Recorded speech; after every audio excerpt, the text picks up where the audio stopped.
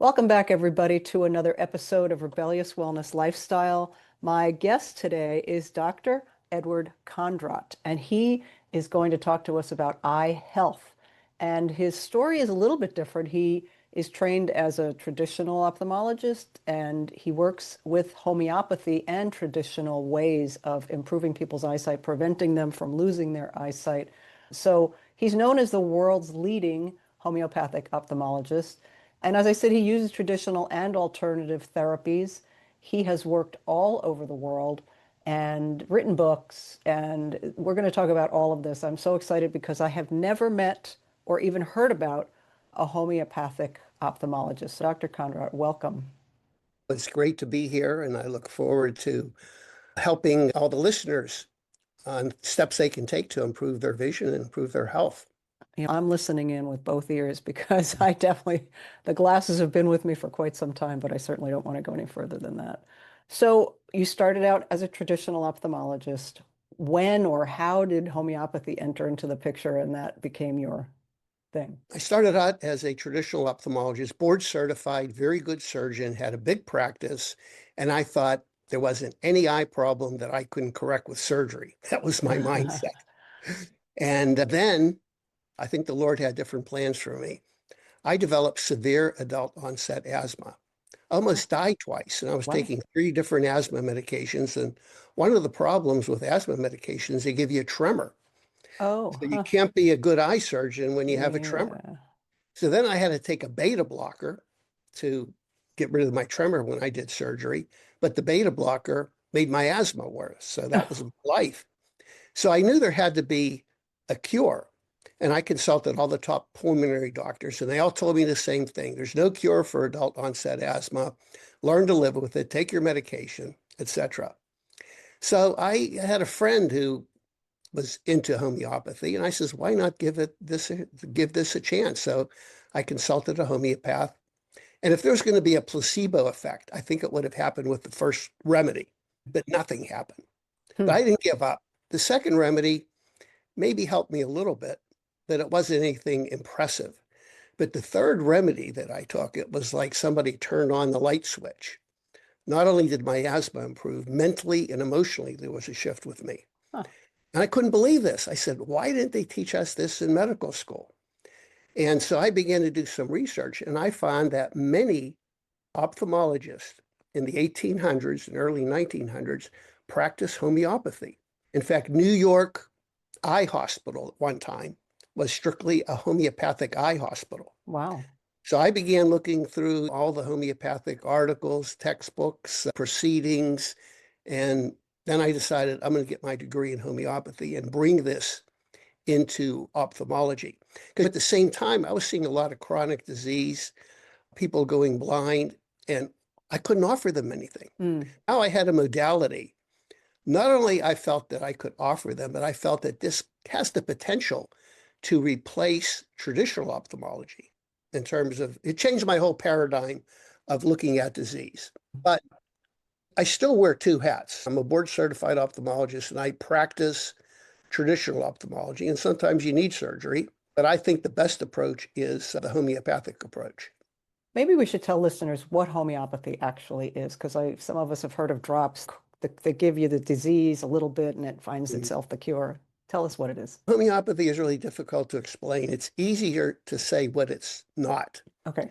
It's not good nutrition. It's not vitamin therapy. It's not herbal medicine. It's a specific approach to disease. We feel that the body has an intelligence. And when you do develop a symptom, it's because it's necessary for the body to maintain homeostasis or balance. For example, when you get a fever, there's a reason why you get a fever. Maybe Mhm. your temperature has to increase to fight off the infection, or maybe you ingested some toxins or something like that. Now, the traditional doctor treats with opposite. He feels the body is not intelligent. If you have a fever, we'll give you something to lower the temperature. Yeah. Interestingly, the homeopathic doctor feels, well, if the body's intelligent and wants a fever, let me give something which causes a fever. So you'll take a medication which causes a fever, and then miraculously, because you took that substance, it helps the body along with what it wants to do to maintain homeostasis, and you no longer have the fever. So when I was cured of my asthma, I was actually given a substance which causes asthma.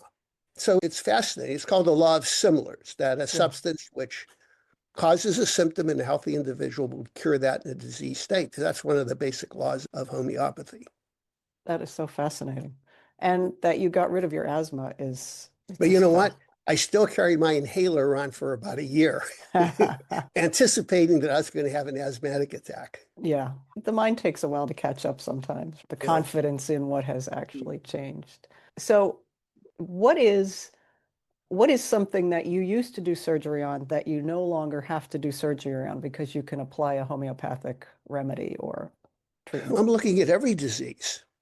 Somebody gets a cataract. That's probably the most common Hmm. problem we see. I say that everybody over the age of 50 starts to get a cataract. The traditional doctor will say nothing can be done, but as a homeopathic doctor, I want to know what is going on in the body. Why do some people go blind with the cataract at age 50 and others live to 80 and 90 and never need cataract surgery? Mm. So I think there's a disharmony. And in homeopathy, we always associate mental, emotional symptoms with the disease state. Mm.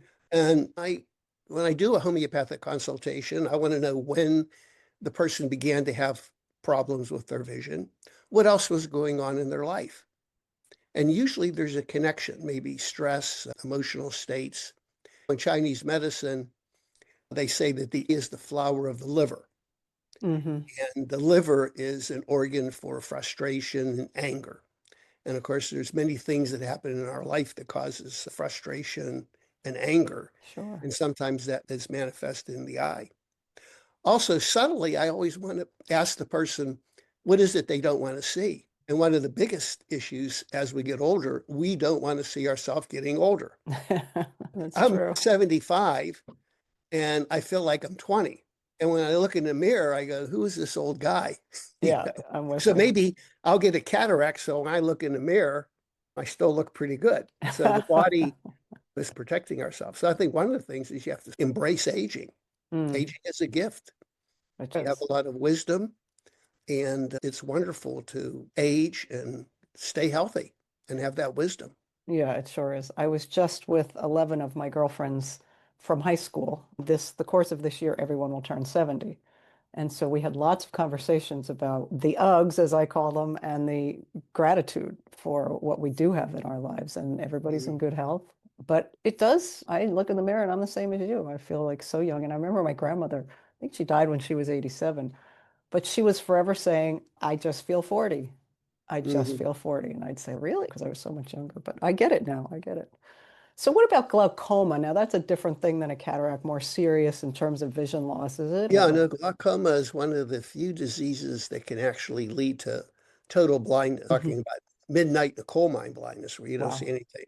The cataract can lead to blindness, but it's surgically correctable. And I'm not against cataract surgery.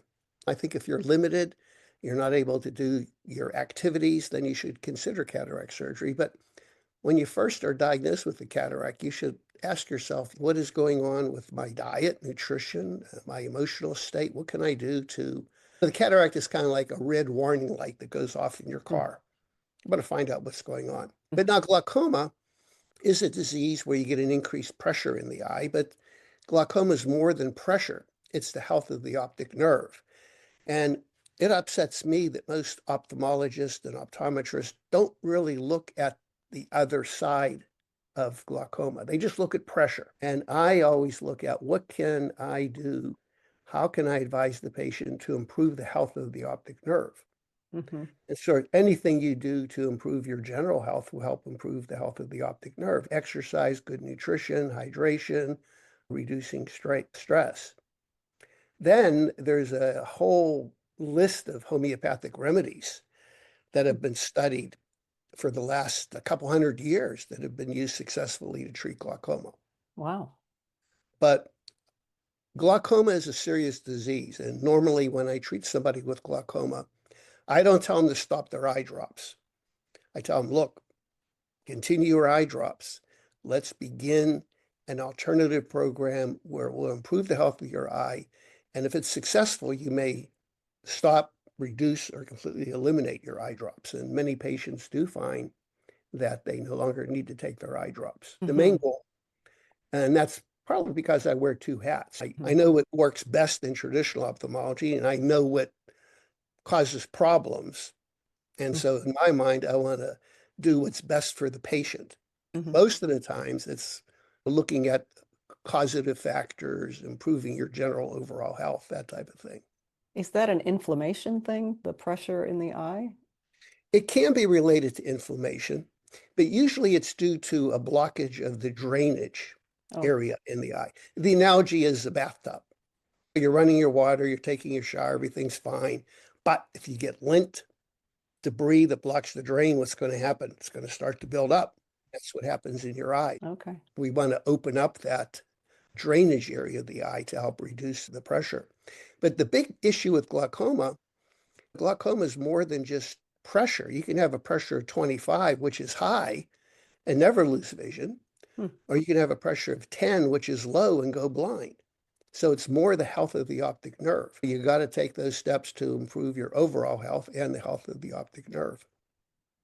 And there are minor things that happen as we age, like the wavy lines and the spot floaters, I guess they're called.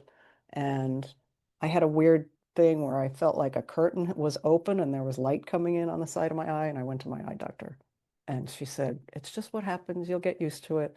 But my aunt, as I mentioned before we got on mic, she had such wavy lines and things that they prescribed shots in her eyeball. Can you tell me what they were doing? What happens, one of the most common problems that I see is a condition called macular degeneration. Oh, is that it? Yeah. This is an aging change in the macula or the center part of the eye. And it's usually due to lack of circulation, poor nutrition, can be due to stress, other associated diseases, especially diabetes, cardiovascular disease. But what happens is there's two directions that macular degeneration can take. One is called the dry form. This is where the cells die and dry. They're losing their life. The other one is wet macular, where the little blood vessels start to bleed and produce fluid and wavy lines. So it sounds like she had the wet macular. Yeah, yeah. And the big treatment now is injections, where we inject a substance to reduce that fluid in the eye. But my approach is always, let's look at the underlying cause. What caused the leakage of the blood vessel? If it's diabetes, let's get that under control. If it's due to poor circulation, let's take some steps to improve the circulation. So looking at diet, nutrition. I'm a big advocate. I feel that food is our best medicine. I think Thomas Edison said the doctor of the future would not prescribe any drugs, but instead advise the patient on diet and nutrition. And I think one of the biggest contributing factors to the poor health in the United States is our poor diet and nutrition. Yeah. It's horrible. One of the best advices I can give anybody is if it has a label, don't eat it. By that, if you look at a label, it has all these chemicals. I have a degree in chemistry, and I don't know what in the heck some of these chemicals are. They're preservatives, coloring, Right. dyes, and they're not good. They're not good for our body. Yeah. And I think of how long the shelf-stable ingredients, things that keep things without going bad on a grocery store shelf, including breads, things that should mold. When we buy bread from a local baker, the small baker, it may last 4 days, 5 days, and it's starting to get mold on Oh, it. I have a That's shopping normal. tip. I have a Okay. shopping tip for you. When you shop in a grocery store, always shop in the periphery. Yeah, of The course. periphery has the Yeah. healthy food. The center has the food that's canned and processed and things like that. Yeah. And people have to make choices what's available to them where they live, et cetera, because there are grocery deserts where people can't get fresh food and things like that.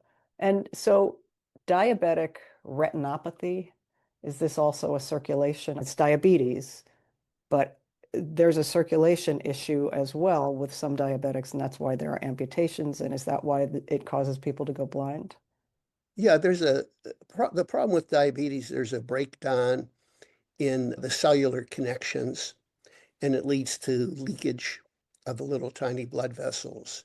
And then the leakage causes bleeding, and the bleeding causes scarring, and then it can lead to all sorts of problems. And over my years of practice, I've definitely seen a big increase in diabetic retinopathy. When I first started practicing 45 years ago, it was rare. Now it's so common. And the big factor is, I think it's obesity. We're not eating really good, healthy foods. And the obesity is putting a stress on our pancreas, insulin production. And then it's really a tragedy that now doctors are prescribing Ozempic. Mm, Ozempic is everybody's taking it to lose weight. yeah. And it's probably the number one medication people are taking to lose weight. But did you know in Denmark, where Ozempic originated, it's illegal to use for weight loss. It's only used for diabetes. Oh, that's And here in interesting. the US, it's marketed for anybody who's overweight. And there are some serious side effects. One of them is optic neuritis. I've seen a handful of patients who are on Ozempic and have gone blind Now, what does because neuritis mean? Is that neural, have to do with it's neural? inflammation of the optic nerve. The optic Okay. nerve is the main nerve that takes all of the vision that you see to the brain. Okay. And when you have optic neuritis, you lose all your vision very quickly, and it can be permanent. And that's listed as one of the side effects or one of the complications of Ozempic. And if your listeners are taking Ozempic to lose weight, you got to do it the old-fashioned way. I always joke, the best way to lose weight is exercise 3 times a day. When you're sitting down at the table, you push yourself away. Breakfast, lunch, and dinner, you push yourself away from the table. That's the best way to lose weight. That's your best way. Okay. So I know that you have a place where people can come to and have they get work done, like a 3-day visit to your clinic, or explain to me what you do with people over a course of days as opposed to just having Well, we used to consult. have our wellness program. It was 3 days, 3 to 5 days, and we were very busy. But then COVID hit, Oh, and we decided we shut down our clinic. And now it's a home program, oh, okay. which is wonderful because people have all the benefits of 3 days, but a fraction of the cost because they don't have to go to a hotel Hmm. or airfare.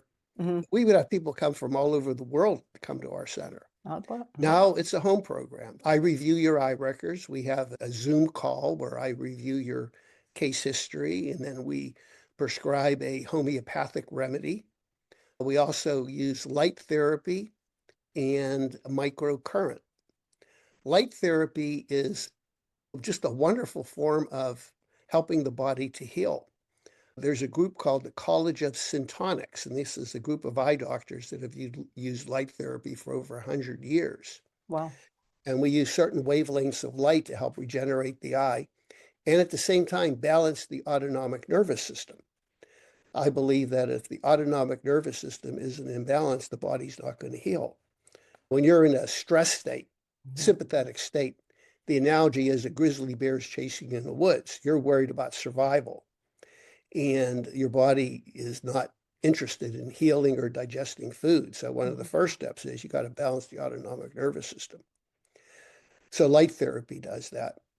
And then we use low-level electrical stimulation to help the eye to regenerate. And that isn't something new. I recently was the keynote speaker at a microcurrent conference in Phoenix, Arizona. And in my research, there were doctors using low-level current in 1803. There was a textbook published. A Wow. lot of these modalities that people used for centuries have been pushed to the side. Yes. And actually, I think they're probably much more effective. I'm sure you agree with me. Right now, medicine is run by big pharma, They're a big contributor to the problem, I would say.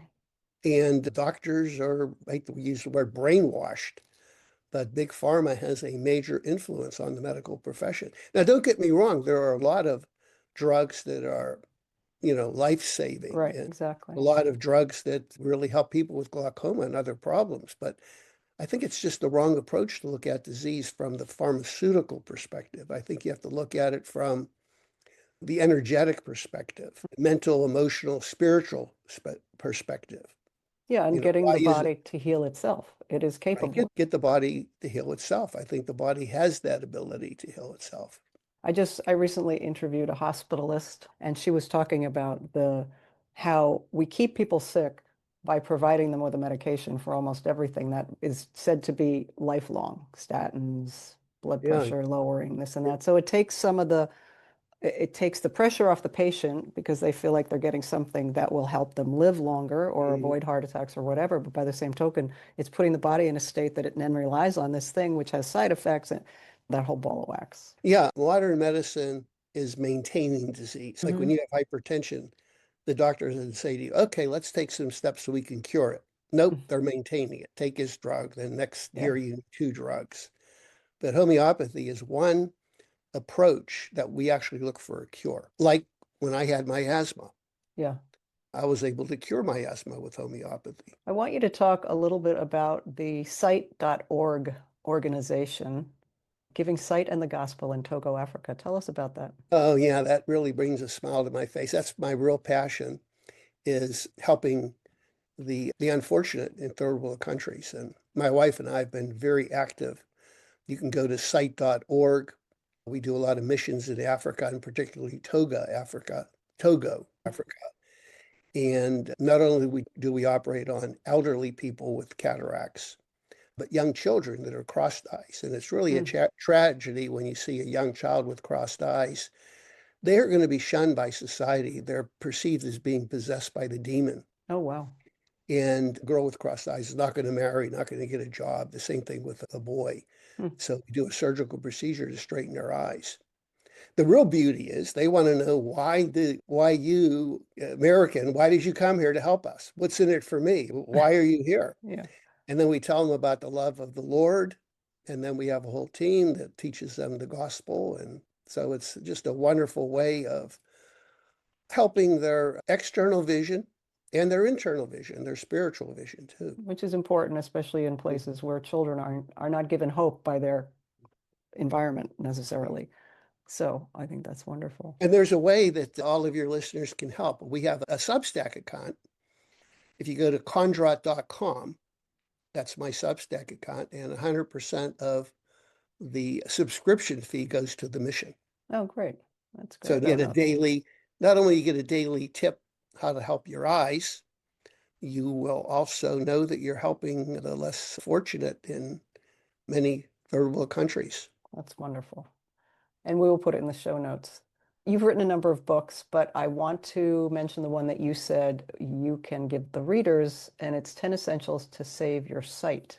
Do you want to tell us a little bit about that? I used to give a series of lectures.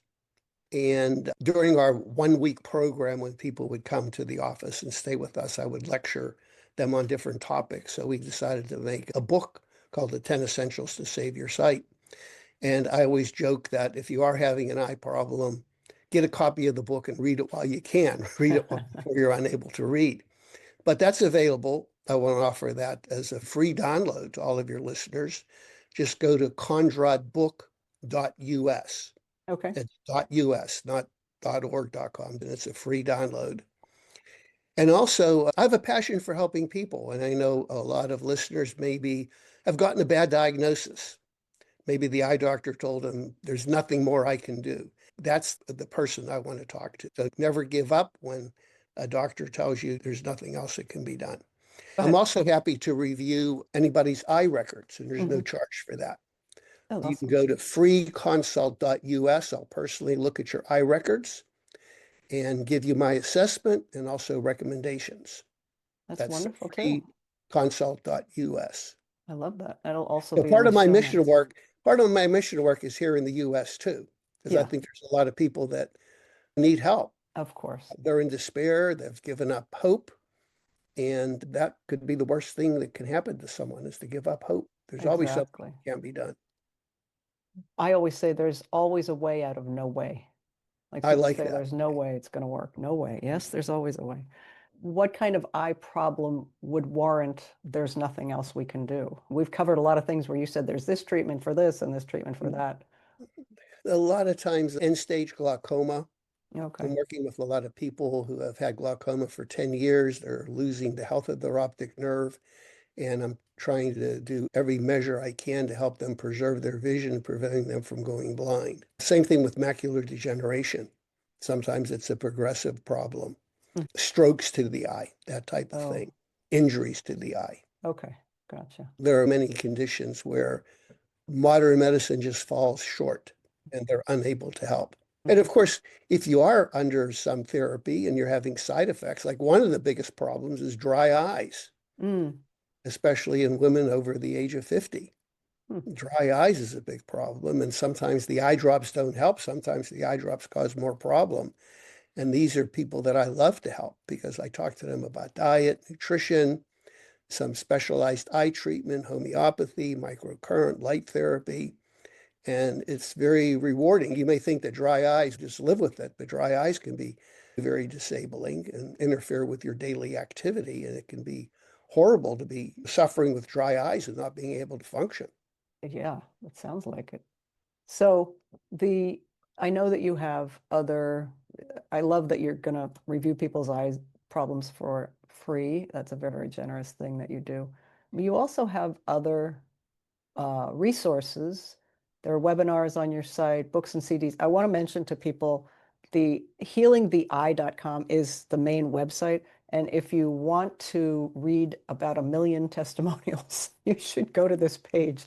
There are a lot, and they're video, which I like rather than just reading it. Oh, right, that's a real person that gave that testimonial. And so the programs I'm mentioning, there are other things. You have vitamins that you suggest for eye health. You have trained certain doctors, and there's a list of them there. And microcurrent, begin your program at home.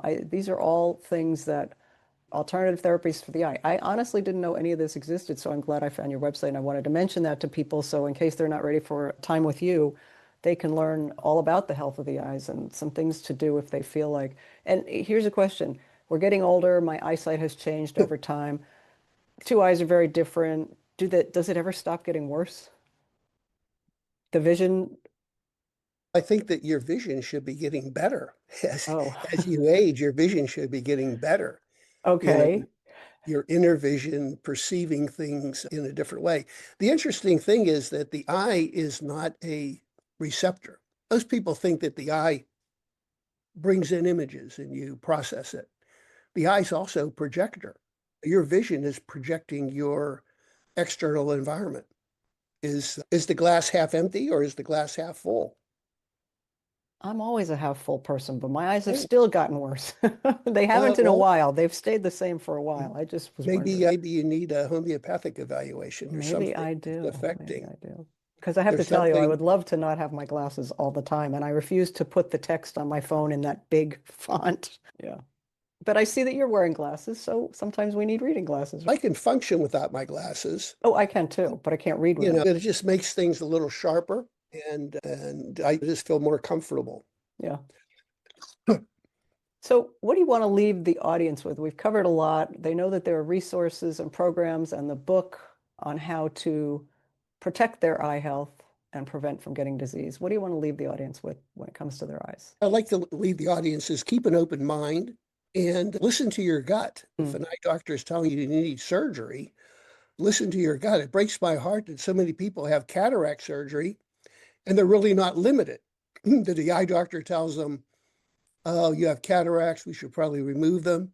And the patient's thinking, I don't really have trouble with my vision, but Medicare will pay for it and it'll get worse in a couple of years. Let's get it done. That's a mistake. really? I think you have to reflect on what's going on inside your body. You have a symptom or a problem, it's a message for you. Hmm. Maybe you have to make some changes. Maybe you have to readdress your emotional state. What is it that is upsetting in your life?